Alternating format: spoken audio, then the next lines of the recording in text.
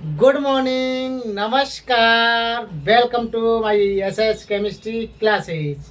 आप सभी का वेलकम है।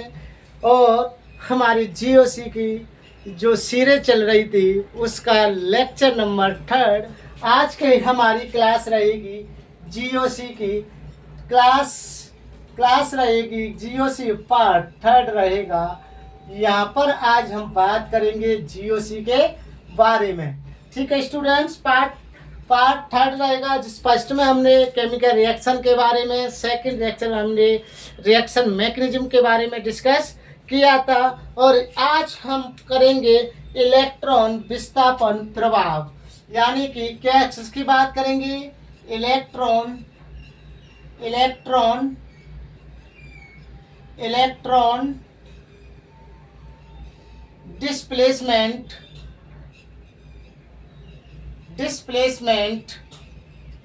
इफेक्ट। ठीक है बेटा, आज हम इसके बारे में बात करेंगे। इसको बोलते हैं इलेक्ट्रॉन विस्थापन प्रभाव।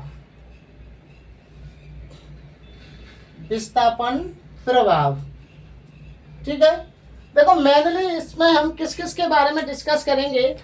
देखिए इसमें किस किस पर डिस्कस करेंगे। मेनली हम इसमें पहली रहेगी हमारी इलेक्ट्रोमेरिक इफेक्ट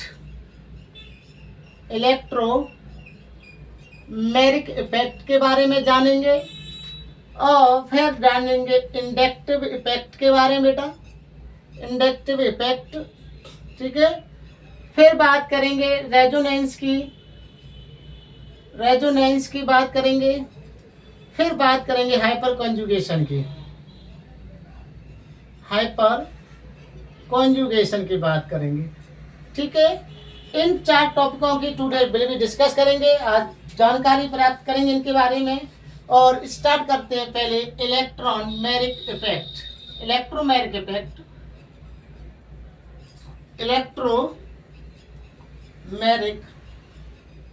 इफेक्ट। ठीक है बेटा, बताइए आपके बारे में कोई इसके बारे में अगर नॉलेज है तो इलेक्ट्रोमेरिक इफेक्ट के बारे में बताएं, किसी को अगर जानकारी है तो। देखिए इसमें क्या होता है बेटा, इलेक्ट्रोमेरिक इफेक्ट में क्या होगा कि पहले तो यह एक अनस्टेबल, ये कैसा है, यह है अनस्टेबल इफेक्ट है। ये विशेष बात याद रखनी है आपको। कैसा है? अनस्टेबल, अस्थायी प्रभाव है। ये कैसा? अस्थायी प्रभाव हो गया। ठीक है, देखिए फिर क्या होगा, इसमें मल्टीपल बॉन्ड का डिस्प्लेसमेंट होगा। बॉन्ड का क्या होगा? डिस्प्लेसमेंट होगा। ठीक है, मल्टीपल बॉन्ड का डिस्प्लेसमेंट होता है इसमें। अब मल्टीपल बॉन्ड कौन कौन से हो सकते हैं? अनसैचुरेटेड वाले जो है, अनसैचुरेटेड कौन कौन से? Carbon double bond, carbon triple bond, carbon cyanide वाला, ये वाले। ठीक है, इस प्रकार से इनके बारे में हम बात करेंगे। एक और ले लो आप, कार्बोनिल वाला। ये है ना एग्जाम्पल, आपको बड़ी विशेष याद रखनी है कि हम एल्कीन, एल्काइन, साइनाइड और कार्बोनिल, इसको क्या बोलते हैं? एल्कीन, इसको एल्काइन और इसको साइनाइड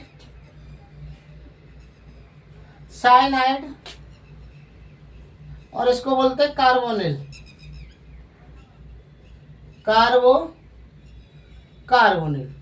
ठीक है, तो अब मैं कहूँगा कि हम इलेक्ट्रोमेरिक इफेक्ट में किस किस के बारे में जानकारी प्राप्त करते हैं। एल्कीन है आपका, एल्काइन है, साइनाइड है और क्या बेटा? कार्बोनिल है। इनके बारे में हम क्या करेंगे? जानकारी प्राप्त करते हैं। ठीक है, यानी कि इलेक्ट्रोमेरिक इफेक्ट के द्वारा हम इन एग्जाम्पलों की हम जानकारी प्राप्त करते हैं। और बात बताएं आपको आगे कि ये है ना, ये इलेक्ट्रोमैग्नेटिक इफेक्ट के द्वारा तो इनको समझाया जा सकता है। और ये कौन सी रिएक्शन देते हैं? ये एडिशन रिएक्शन देते हैं। एडिशन क्या करते हैं? एडिशन रिएक्शन ये देते हैं। ये भी आपको विशेष बात याद रखनी चाहिए। अच्छा देखिए, इसमें अब बॉन्डों का आदान प्रदान होगा। इसमें किसका होगा? बॉन्डों का क्या होता है? इसमें आदान प्रदान होता है। ठीक है, पाई इलेक्ट्रॉन का किसका इसमें होगा? पाई इलेक्ट्रॉन जाएगा इसके अंतर्गत। ठीक है, पाई इलेक्ट्रॉन क्या होगा? जाते हैं। जैसे ये है, आप देखो एग्जांपल से समझाते हैं इनको, उसको प्रेस करते हैं। ये इतनी बात आपके समझ में आ गई हो तो इलेक्ट्रॉन डिस्प्लेसमेंट इफेक्ट क्या है? देखिए यहां देखते हैं, इसमें पाई बॉन्ड का डिस्प्लेसमेंट होता है। डिस्प्लेसमेंट होता है। ठीक है, ये भी बात आपको याद रखनी है। पाई बॉन्ड का डिस्प्लेसमेंट हो गया, यानी कि पाई बॉन्ड एक सब तरफ या साइड में एक तरफ शिफ्ट हो जाते हैं। क्या हो गए? अभी एग्जांपल से समझ लेंगे, इजी से शिफ्ट हो जाते हैं। अगर जिस पर पाई बॉन्ड अगर बेटा शिफ्ट होता है तो वह कार्बन इस प्रकार बनेगा। वह कार्बन नेगेटिव कार्बन कहलाएगा, यानी कार्बो एनायन कहलाएगा। इस प्रकार बनेगा। ठीक है, यदि जिससे पाई बॉन्ड जाता है, पाई बॉन्ड क्या कर रहा है? जाता है, तो वह कार्बन ऐसे प्लस वाला बनेगा, प्लस वाला बनता है। ठीक है, ये बात आपको भी याद रखनी चाहिए। ये ऐसे एक प्रकार की परिभाषा है। इलेक्ट्रोमैग्नेटिक इफेक्ट किसे कहते हैं? कि जब पाई इलेक्ट्रॉन का पूर्ण रूप से एक तरफ चला जाना, एक तरफ शिफ्ट हो जाना, तो उसे प्रभाव को क्या कह रहे हैं? हम कहते हैं इलेक्ट्रोमैग्नेटिक इफेक्ट कहते हैं। इलेक्ट्रोमैग्नेटिक इफेक्ट अनस्टेबल होता है। इसमें एल्कीन, एल्काइन और साइनाइड और कार्बोनिल को इलेक्ट्रोमैग्नेटिक इफेक्ट के द्वारा समझाया जा सकता है। और ये एडिशन रिएक्शन दर्शाते हैं। कैसी एडिशन रिएक्शन दर्शाते हैं? एग्जाम्पल से समझ लेते हैं। चले इतनी इसको भी प्रेस करते हैं, एग्जाम्पल देते हैं। देखो एग्जाम्पल से समझ लेते हैं। ठीक है, इलेक्ट्रोमैग्नेटिक इफेक्ट के बारे में जानकारी प्राप्त कर रहे हैं, इसको प्रेस करके दोबारा से बता। इजी ले लो, इजी। बोलो इलेक्ट्रॉन डिस्प्लेसमेंट इफेक्ट कितने टाइप्स का? चार टाइप का। ठीक है, अब बात करते हैं इजी एग्जाम्पल बताओ सर। एग्जाम्पल मैं देखो, मैंने ले लिया डायरेक्ट CH2 ये ले लिया। अब ये पाई बॉन्ड है, और देखो ये डबल बॉन्ड, ये ट्रिपल बॉन्ड, ये सिंगल बॉन्ड। बोलो ये इसमें एक पाई एक सिग्मा, इसमें दो पाई एक सिग्मा, और इसमें सिग्मा। ठीक है, ये भी रहना है। और कौन सा कार्बन? sp3 carbon. कौन सा carbon? sp carbon, sorry sp2 carbon. आज तबीयत सही नहीं है। sp कार्बन और sp3 कार्बन। ठीक है, तो इसमें बनेगा आपका 180 का 120 का बॉन्ड बनता है, इसमें 109 का बनता है। इस प्रकार से बनेगा। अब मैं बॉन्डों की संख्या हो गई। अब बात करते हैं बेटा हम इसके अंतर्गत बात करेंगे। ये कैप गिर गया कहीं।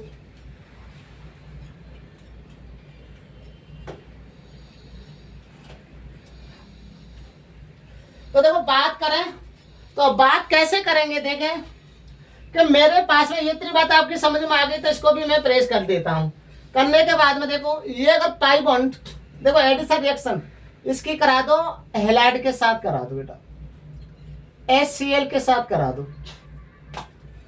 तो जब HCl को जब मैंने तोड़ा तो इसके पास माइनस आया, इसके पास में प्लस आया। प्लस वाला होता है इलेक्ट्रोफाइल होता है, माइनस वाला होता है न्यूक्लियोफाइल होता है या न्यूक्लियोफिलिक होता है। जब पाई बॉन्ड मान लो इधर शिफ्ट हुए, ठीक है, तो अब इधर शिफ्ट हुए तो इसने दिया तो प्लस और इसने लिया तो माइनस। अब बताइए, मैंने कहा कि प्लस पे माइनस जाएगा, इलेक्ट्रोफाइल पर न्यूक्लियोफाइल जाएगा। तो अब इलेक्ट्रोफाइल कौन सा है अपना, इलेक्ट्रोफाइल प्लस ये है, न्यूक्लियोफाइल क्या है, ये है। तो प्लस वाला माइनस पे, माइनस वाला प्लस पे जाएगा तो CH2। बताइए अब जब माइनस है इस पर तो क्या आ जाएगा बेटा, प्लस आ जाएगा। तो यानी कि H ऐड हो जाएगा यहाँ, सिंगल बॉन्ड यहाँ मानो ये हो गया आपका। अब कहेंगे कि Cl आ जाएगा इस CH2 के ऊपर, ठीक है, इसके ऊपर किसके, इस CH2 के ऊपर यह Cl आ जाएगा, ठीक है। 1 क्लोरो एथेन हो जाएगा, इसका नाम क्या हो जाएगा, 1 क्लोरो एथेन, ठीक है बेटा, इसका ये नाम हो गया, 1 क्लोरो एथेन हो गया। अभी और बताएं तुमको, चले और देख लेते हैं नेक्स्ट एग्जांपल। ऐसे मैंने दिया यहाँ CH3 CH double bond CH2। तो अब बताइए अब क्या होगा। देखो इस प्रकार की अगर कंडीशन आ जाती है तो जब CH3 के जस्ट बगल वाला कार्बन प्लस होगा, कैसा होगा, प्लस होगा, यानी कि ये प्लस आई इफेक्ट देता है, ये कैसा देगा, प्लस आई इफेक्ट देगा। तो इसलिए इस पर प्लस आ गया और ये बॉन्ड इधर जाएगा तो किस पर हो जाएगा, माइनस में हो जाएगा, ठीक है, माइनस का। अब लगा दो CH3 HCl से करा दो इसकी भी, CH3 CH प्लस है तो माइनस Cl लग जाएगा यहाँ, और यहाँ पे CH2 CH3 हो जाएगा, 2 क्लोरो प्रोपेन हो जाएगा। ये क्या हो जाएगा, 2 क्लोरो प्रोपेन हुआ, ठीक है, दिख रहा है आपको, बोल रहा हूँ नहीं दिख रहा होगा तो 2 क्लोरो प्रोपेन हो गया। बोलो इतनी बात आपकी समझ में आई कि नहीं आई। इलेक्ट्रोमेरिक इफेक्ट में इसमें क्या होता है, पाई बॉन्ड का क्या होता है, इधर उधर जाना होता है, ठीक है। डबल बॉन्ड का हो गया। अब कार्बोनिल का एक एग्जांपल ले लेते हैं, जैसे मैंने CH3 C double bond O, यहाँ CH3 ले लिया जी, केस सेकंड मानो इसको।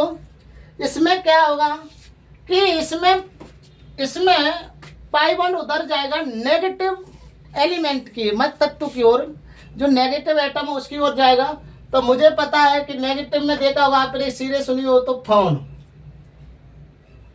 बराबर इसकी होती है Cl के लगभग, फोन Cl ऐसे। तो सबसे ज्यादा नेगेटिव कौन, फ्लोरीन, फिर ऑक्सीजन, फिर नाइट्रोजन, फिर Cl। तो अब कहे हैं कि हम किधर जाएगा बॉन्ड, पाई बॉन्ड, तो फ्लोरीन तो है नहीं, तो ऑक्सीजन की ओर जाएगा। तो यहाँ पर क्या हो जाएगा, ये हो जाएगा, इसकी रेजोनेंस स्ट्रक्चर बनेगी, देखो ऐसे CH3C, ये माइनस हो जाएगा यहाँ और इस पर प्लस आएगा बेटा, ये CH3 हो जाएगा, ठीक है। जैसे ही हुआ, जैसे ही, अब इसको समझ गए होंगे आप लोग, इसको तो समझ गए होंगे, भैया लिख देते हैं फोन, यहाँ लिख देते हैं शॉर्ट में फोन, ठीक है। अब करा दो इसकी रिएक्शन HCl के साथ, जैसे ही कराई अब समझ जाएंगे आप लोग। HCl के साथ करा दो, HCl तो बहुत बार ले लिया, HCl के साथ करा दो। तो ये Cl है ना, ये तो प्लस बनेगा,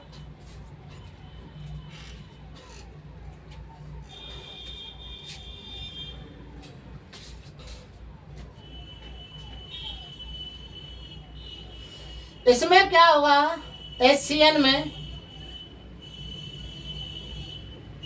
पहले इसको HCl से समझो बेटा, मैं अभी बताऊंगा दूसरा एग्जांपल दे करके।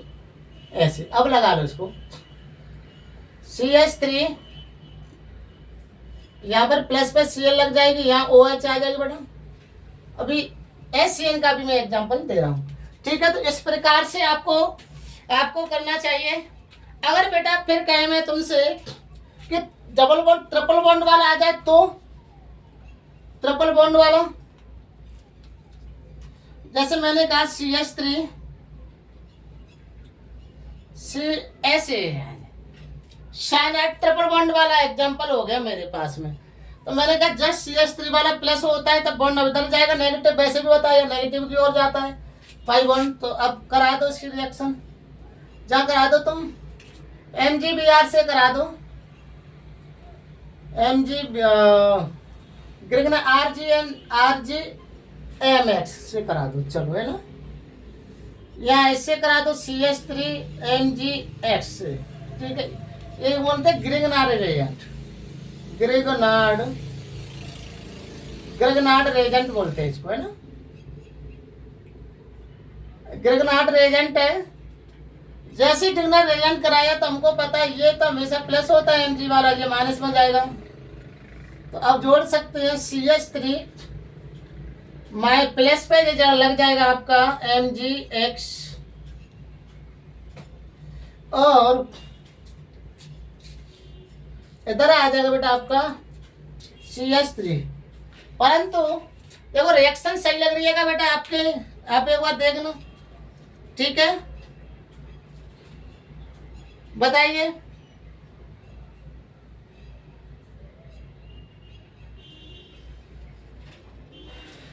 पहले से पूरी नहीं हो रही, साइनाइड है ना। अरे हाँ सर साइनाइड है, जब तो मैं कह रहा था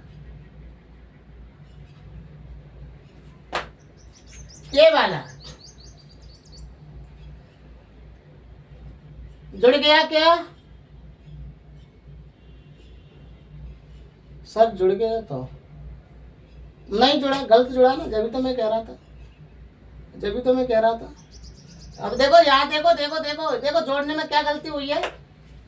प्लस पे माइनस जाएगा ना बेटा, तो माइनस यहाँ आएगा CH3 प्लस Mg है तो क्या हो जाएगा MgX। अब सही है, तभी मैं कह रहा क्या दिक्कत आ रही है बच्चों को सर को भी, ठीक है। तो इतनी बात आपकी समझ में आनी चाहिए। इलेक्ट्रोमैग्नेटिक इफेक्ट में जो है आपका कौन सा इफेक्ट, इलेक्ट्रॉन मैग्नेटिक इफेक्ट में कौन सा है, इलेक्ट्रोमैग्नेटिक इफेक्ट है ना। इलेक्ट्रोमैग्नेटिक इफेक्ट के बारे में आपको पता कि नहीं पता पड़ा, पड़ गया होगा कि नहीं पड़ गया होगा। चलिए देखो एक एग्जांपल मैं देता हूं जिसको हम बोलते हैं अपवाद के रूप में। इतनी बात समझ गए? देखो यहीं दे देता हूं छोटा सा एग्जांपल, ज्यादा बड़ा है नहीं। CH3 CH double bond CH2, यहाँ दे दिया BH3 और हाइड्रोजन परऑक्साइड दे दिया मैंने, ठीक है। अब बताइए इसमें क्या होगा बेटा, इसमें तुम ध्यान रखना, इसमें CH3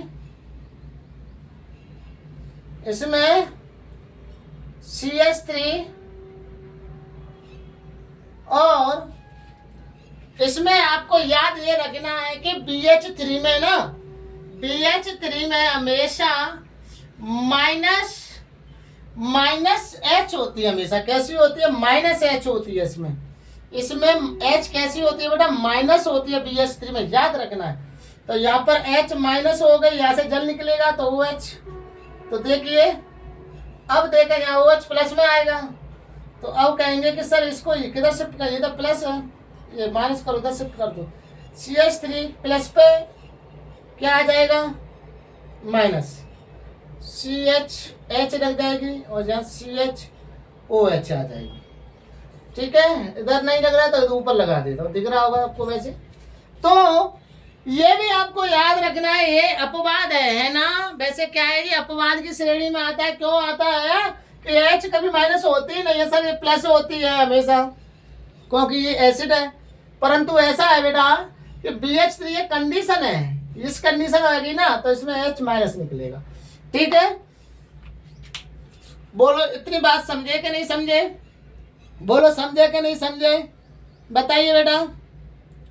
समझ में आनी चाहिए आपके में कि नहीं आई, आ गई। चले तो इंडक्टिव इफेक्ट की ओर चलते हैं। ठीक है, दूसरा है इंडक्टिव इफेक्ट। इसमें ये एग्जांपल आपकी समझ में आ गए होंगे।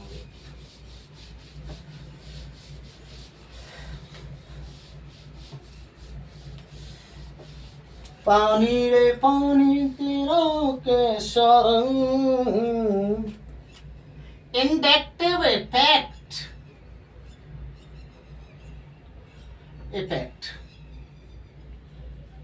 Inductive effect.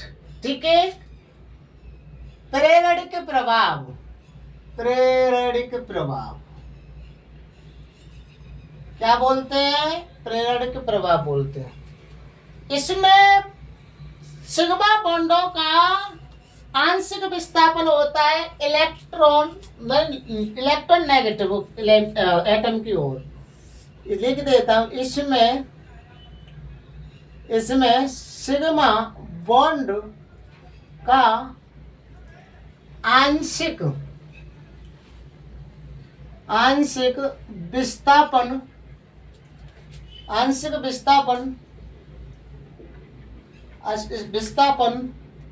अधिक यानी more electron negative atom EN, ठीक है, एटम की ओर होता है। चलो इतनी बात आपकी समझ में आनी चाहिए। तो बोलो पाई बॉन्डों का जो पाई बॉन्ड है वो सिग्मा बॉन्ड है उसका किधर विस्थापन हो रहा है? मोर इलेक्ट्रॉन नेगेटिव एटम की ओर होता है। ठीक है भाई, इतनी बात आपको ये बस इतनी बात याद रख लो। आप तो इतनी बात क्या कर लो, याद रख लेते हैं। ठीक है, देखिए इलेक्ट्रॉन मोर एलिमेंट बता दी मैंने तुमको। आपको क्या बताए थे? क्लोरीन सबसे ज्यादा इलेक्ट्रॉन नेगेटिव, ऑक्सीजन सबसे ज्यादा इलेक्ट्रॉन नेगेटिव, नाइट्रोजन सबसे ज्यादा इलेक्ट्रॉन नेगेटिव, इसके बाद में फिर Cl आ जाता है। ये भी एक आपको साड़ी सी याद रखनी है। ठीक है, ये सीरीज हो गई। फिर देखें जितना electron negative more electron negative होगा वो उसकी रिंग उतनी स्मॉल होगी। उसकी रिंग कितनी होगी? स्मॉल होगी, क्योंकि जो इलेक्ट्रॉन नेगेटिव एलिमेंट है, विद्युत ऋणात्मक तत्व है, जो एटम है, परमाणु है, उसका आकार में कमी हो जाएगी।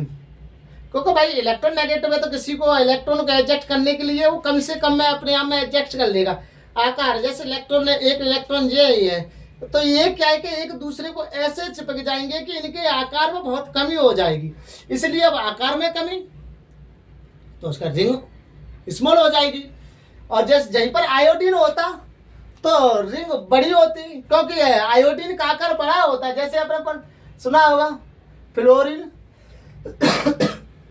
इधर देख लेते हैं, जैसे फ्लोरीन, क्लोरीन, ब्रोमीन, आयोडीन, ये है नीचे जाने पर आकार क्या हो रहा है? आकार बढ़ रहा है।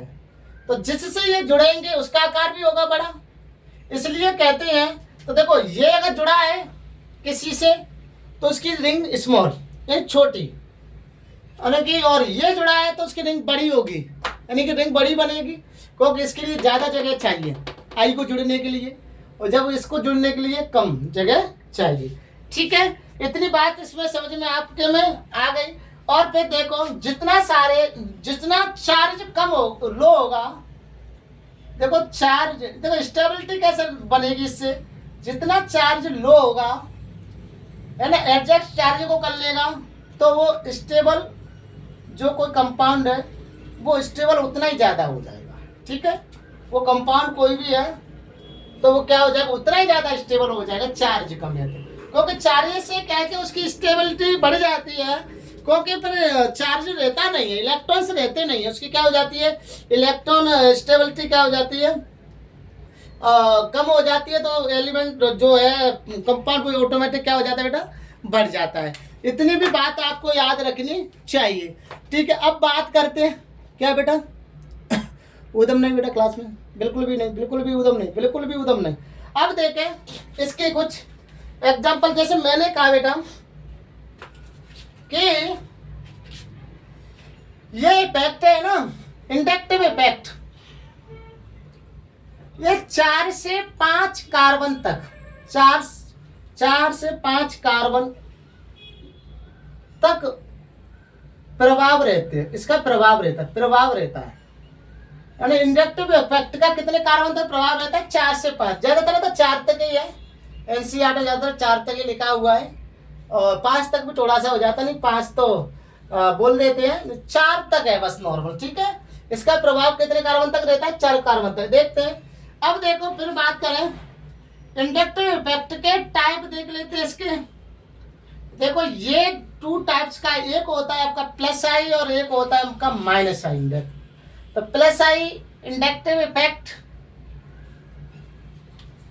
इफेक्ट, ठीक है, और ये है माइनस आई इंडक्टिव इफेक्ट, यानी कि प्लस इंडक्टिव इफेक्ट और माइनस इंडक्टिव इफेक्ट। अब देखो कैसे बनेंगे, देख ना जरा, मेरे पास में मान लिया कोई कार्बन ये है, इस कार्बन से मैंने कोई जेड जोड़ दिया, ठीक है। अब एक कार्बन मेरे पास में एक जेड है और यहां मैंने जोड़ दिया कार्बन, ठीक है। जेड है आपका, मान लिया मैंने electron negative atom, EN atom है, कैसा है? ईएन एटम है, यानी कि इसकी विद्युत ऋणता ज्यादा है, ठीक है। तो मान लिया जब इसकी विद्युत ऋणता ज्यादा है तो कार्बन इसको अपनी ओर आकर्षण करेगा। इसकी विद्युत ऋणता ज्यादा है तो कार्बन इसे अपनी ओर क्या करेगा बेटा? देखो द्वारा समझो, ऐसे समझो, इलेक्ट्रॉन नेगेटिव हो गया, जैसे उल्टा बोल गया, अगर इस एटम की विद्युत ऋणता अगर ज्यादा है तो पॉजिटिव को आकर्षित करेगा कि नहीं करेगा? तो फिर ये क्या होगा कि अगर विद्युत ऋणता इसकी नेगेटिव है तो इस कार्बन से इलेक्ट्रॉनों को अपनी ओर आकर्षण करेगा, और इलेक्ट्रॉनों को आकर्षण कैसे करेगा? ऐसे करेगा ना, ऐसे, यानी कि ये कैसे करेगा? ऐसे। जैसे मान लिया कि इलेक्ट्रॉन को क्या कर रहा है ये अपनी ओर आकर्षण, यानी कि जो जेड एटम है वो कार्बन से इलेक्ट्रॉन को क्या कर रहा है? आकर्षण कर रहा है। तो अगर इसके पास में माइनस है तो इसको बोलते हैं माइनस प्रभाव, माइनस आई, इसको क्या बोलेंगे पर बेटा? माइनस आई बोलेंगे। अगर ये से माने इसकी इलेक्ट्रॉन नेगेटिविटी कम है और इसकी ज्यादा है, तो अब ये इसकी ज्यादा है कार्बन की, तो इससे इलेक्ट्रॉन खींचेगा नेगेटिव वाला, तो माने ये इलेक्ट्रॉन इधर चला गया तो कार्बन पर कैसा आ जाएगा? प्लस। तो कहेंगे कि ये कैसा प्रभाव हो गया? जो प्लस है तो ये कैसा प्रभाव हो गया? प्लस आई प्रभाव हो गया। तो इस प्रकार से आपको समझना चाहिए, और मैं समझा रहा हूं आपको कि अगर जेड मोर इलेक्ट्रॉन नेगेटिव है तो उसके पास में माइनस, यानी कि उसके पास में जो पार्शियल माइनस होगा तो वो है माइनस आई प्रभाव होगा। अगर वहां पर अगर Z low electron negative atom है तो वो प्लस होगा, यानी कि ये प्लस होगा पर जिससे लेगा वो। तो अब मैं कहूंगा कि ये क्या करेगा बेटा, इससे इलेक्ट्रॉन ले रहा है तो प्लस आई प्रभाव हो जाएगा। बोलो इतनी बात आपकी समझ में आई कि नहीं आई? इसको ऐसे भी तो बना सकते हैं, तो डायरेक्टली मान लो यहीं पर कार्बन ले लिया, जेड ले लिया, तो ये तो पॉजिटिव है, ये अब लेगा इस कार्बन से ले, जैसे कर रहा है ना, अब ये है कार्बन है, कार्बन खींच रहा है, क्यों? जेड नेगेटिव हो गया, पॉजिटिव हो गया। ठीक है, तो ये कॉन्सेप्ट आपकी समझ में आना चाहिए बिल्कुल। अब बात करते हैं आगे इसकी कुछ एग्जाम्पल्स की। इसमें कुछ स्थितियां होती हैं, ठीक है। तो देखो इंडक्टिव इफेक्ट में एक से हम देखते हैं, स्टेबिलिटी देख लेते हैं, चलो।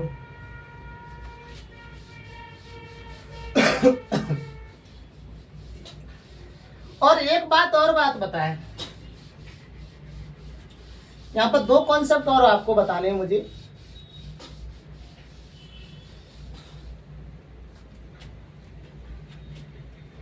यदि 2 बात और, रेजोनेंस रेजोनेंस से जो कंपाउंड है अगर सेटिफाई है तो स्टेबल ज़्यादा है इंडक्टिव इफेक्ट की अपेक्षा, ठीक है, इंडक्टिव इफेक्ट की अपेक्षा, ये भी बात याद रखनी है, क्योंकि रेजोनेंस के द्वारा ज़्यादा स्टेबल रहेगा और फिर इंडक्टिव इफेक्ट के द्वारा नहीं रहेगा।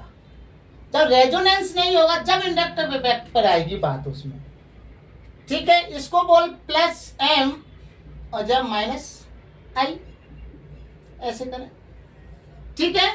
तो इस प्रकार से आपको भी ये याद रखना चाहिए, बिल्कुल याद रखना चाहिए आपको, क्योंकि यहाँ पर इंडक्टिव इफेक्ट एम से यहाँ तक प्रभावी है और माने एम से कम प्रभावी है, इसलिए, ठीक है।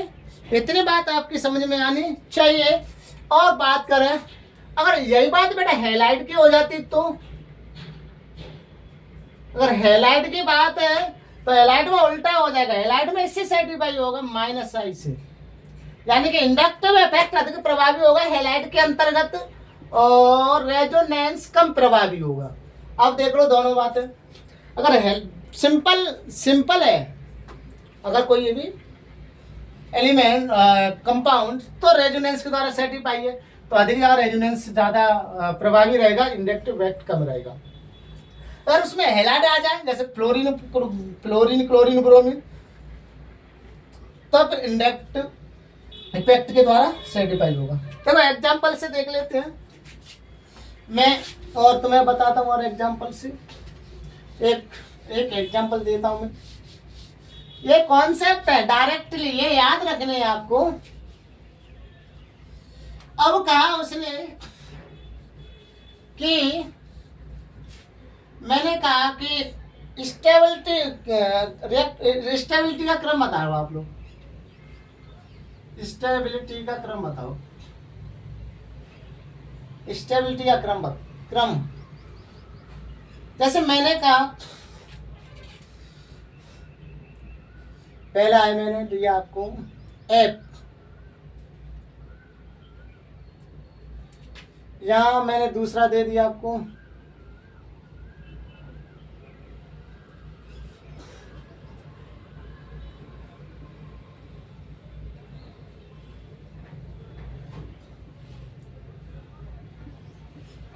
अब बताइए क्रम बताइए इसमें सबसे ज्यादा स्टेबल कौन है, स्टेबिलिटी का क्रम बताइए इसमें स्टेबल सबसे ज्यादा कौन है। देखो अभी मैंने बताया कि अगर हेलाइड आ जाए और जो हेलाइड ही तो है अपने पास में, तो फिर इसको इंडक्टिव इफेक्ट के द्वारा सेटिफाई करेंगे, प्रभावी इंडक्टिव इफेक्ट इसमें अधिक होगा। अब कहा कि सर मैंने कहा कि इससे देखो क्रम देखो, मैंने कहा जो जितना अधिक इलेक्ट्रॉन नेगेटिव वो अधिक स्थायी, तो मैंने कहा फ्लोरीन क्लोरीन ब्रोमीन आयोडीन, ये क्रम है कौन वैसे वर्ग में, वैसे देखो फॉर्म Cl, ठीक है। इधर देखो ये आ जाए तो आंख नीचे का लगा दो, पहले फ्लोरीन आएगी तो सबसे ज्यादा स्टेबल जो होगा, ठीक है, तो नंबर 1 स्टेबल हो गया। फिर देखो इधर ऑक्सीजन नाइट्रोजन इसमें है नहीं तो फिर कौन आ रहा है Cl, तो Cl4 हो गया, ठीक है। अब बचा कौन ब्रोमीन आयोडीन, क्रम से देख लो, फ्लोरीन सबसे ज्यादा स्टेबल, फिर क्लोरीन ब्रोमीन आयोडीन, फिर और कौन हो जाएगा तीसरे पर, दूसरे पर ब्रोमीन और तीसरे पर कौन हो जाएगा आयोडीन। तो इस प्रकार से हमारा जो स्टेबिलिटी का क्या हो जाएगा बेटा क्रम हो जाएगा, सबसे ज्यादा स्टेबल कौन फ्लोरीन वाला, फिर कौन हो जाएगा ये क्लोरीन वाला। क्यों अब बात करते क्यों, क्योंकि इसने अब देखो अब ये सेटिफाई करने के लिए इलेक्ट्रॉन खींचेगा, इधर भी तो देखो लगे हुए हैं COOH, ठीक है, ये भी तो खींचेगा, C बॉन्ड आ जाएगा, एक यहाँ बचेगा तो ये इधर जाएगा माइनस का आ जाएगा इसके पास में, ठीक है। तो यहाँ क्या है कि जो है ना जो चार्ज है वो इसके द्वारा सेटिफाई है रहे हैं, संतुलन है रहे हैं, आवेश है जो कम हो रहा है, जो आवेश कम तो स्टेबिलिटी ज्यादा, तो देखो सबसे ज्यादा इसमें आवेश कम हो रहे हैं, फिर इसमें कम होंगे, फिर इसमें कम होंगे, फिर इसमें कम होंगे। इससे आवेश के द्वारा भी आप समझ सकते हैं जितना आवेश कम वो उतना अधिक स्टेबल, यह भी बात आपको याद रखनी चाहिए। ठीक है। अब देखो रेजोनेंस का भी हम जान लेते हैं। और ये इंडक्टिव इफेक्ट कैसा इफेक्ट है, ये हमेशा स्थायी है। कैसा है, ये परमानेंट है ना, परमानेंट है। ठीक है, परमानेंट इफेक्ट है। और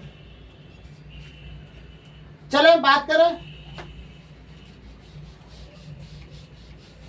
ये हो गया। तो रेजोनेंस को भी जान लेते हैं जल्दी से। देखो रेजोनेंस,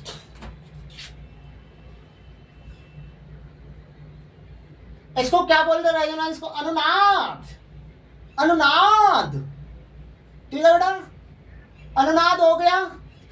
इसमें पाई इलेक्ट्रॉन का, मैंने अभी सिग्मा बॉन्ड बोला था, इलेक्ट्रॉन भी बोल सकते हैं। पाई इलेक्ट्रॉन का पूर्ण विस्थापन होगा। पाई इलेक्ट्रॉन का क्या हो रहा है बेटा यहाँ पर? पूर्ण विस्थापन। ठीक है, तो अब ये कहेगा परमानेंट है, ये स्थायी प्रभाव है। ये कैसा प्रभाव है? स्थायी प्रभाव है, परमानेंट है। ठीक है भाई। इसके बाद में देखो, इसकी ये तो बता दिया मैंने सबसे ज्यादा, ये एम वाला ज्यादा इफेक्ट करे, प्रभावी रहता है, पर ये कम रहता है माइनस का।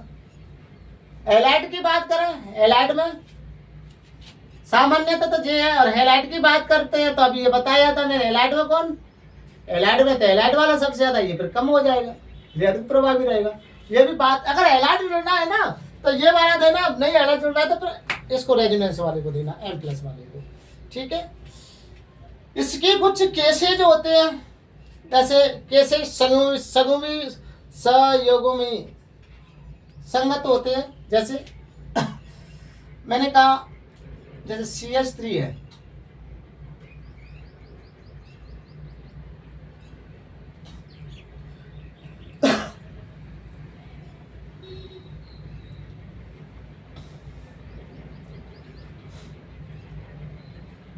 अब एक एग्जांपल मेरा ये है, ये केस नंबर फर्स्ट मानो इसको मैं।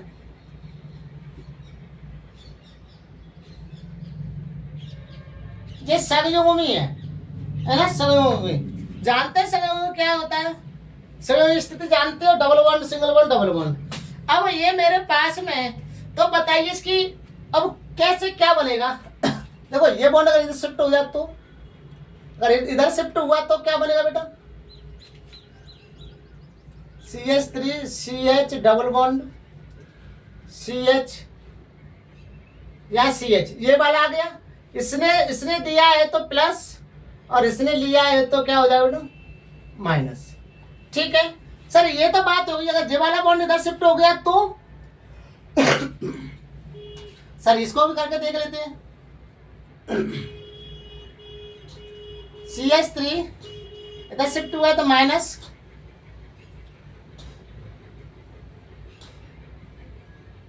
और इसने दिया प्लस। बोलो बात समझे कि नहीं? बोलो बोलो, कितनी कितनी अनुनादी संरचना बनी है? ये भी तो क्वेश्चन पूछा, कितनी अनुनादी संरचना, अनुनादी संरचना बनी है बेटा? गिन लो, 1 2 3। इसकी अनुनादी RS 3 है बेटा। कितनी है? 3 है। बोलो बात समझे कि नहीं समझे? मेरे हिसाब से आपकी बात समझ में आनी भी चाहिए, आनी भी चाहिए बेटा। ठीक है,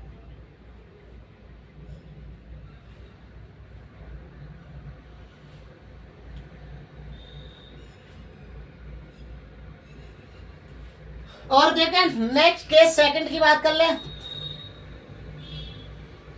जैसे CH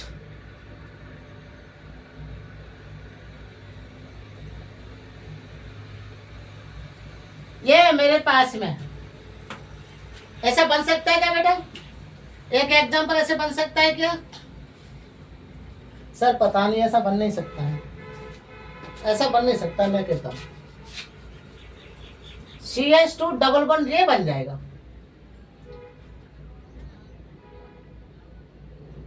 ये बन जाएगा। अब देखो केस, देखो इसमें तो डबल बॉन्ड है, इधर उधर घूम रहे हैं आराम से। अब कहेंगे कि सर ये वाला इधर नहीं उतरेगा बेटा, ये प्लस वाला है, तो यहां पर ये बॉन्ड ये आ जाएगा, ठीक, ये आएगा डबल बॉन्ड प्लस पे। तो कैसे बनेगा, CH2 इसने दिया है प्लस, CH डबल बॉन्ड, देखिए क्या यहां पर आ जाएगा C डबल बॉन्ड CH2, ये बन गया, ठीक है। ये केस सेकंड का मैंने एग्जांपल दिया है। केस थर्ड की तो बोलो कितनी हमारी संरचना बनेगी, 2, 1 2। केस थर्ड देता हूं मैं। अगर मैंने एक एग्जांपल ऐसे दिया आपको, ऐसे, तो ऐसे होगा तो ये बॉन्ड यहां उतर जाएगा आराम से, ये यहां शिफ्ट हो जाएगा। ऐसी कंडीशन आई ना, तो CH2 माइनस लिया इसने और ये बॉन्ड यहां पर आराम से उतर जाएगा, ठीक है। इस प्रकार की स्थिति आ जाएगी आराम से। बोलो समझे क्या बातें, नहीं समझे बेटा, समझनी भी चाहिए बातों को, है ना, क्या करना चाहिए, समझना भी चाहिए।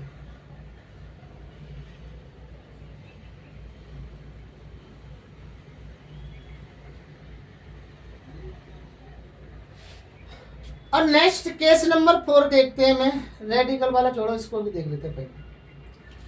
कोई इलेक्ट्रॉन नेगेटिव एलिमेंट एटम आ गया तो ये वाला, तो बेटा इसमें क्या होगा, ये है ना ये वाला बॉन्ड, तो किधर जाएगा बताइए, यहाँ डबल बॉन्ड ले सकते हैं आप लोग आराम से, डबल बॉन्ड ले, तो ये यहाँ शिफ्ट हो जाएगा, ठीक है, सबको पता है, सब जानते हैं, माइनस हो गया इसको दिया, तो इसने दिया तो ये ऑक्सीजन पे माइनस हो जाएगा, सब जानते हैं ना, जानते, ठीक है, लेता है तो माइनस होता है। तो इस प्रकार से इसकी स्थितियां भी आपकी समझ में आनी चाहिए। ऐसे ही आपको फिनॉक्साइड के बारे में बताना है। फिनॉक्साइड होता क्या सर, हम तो नाम सुन रहे हैं, फिनॉक्साइड होता क्या है।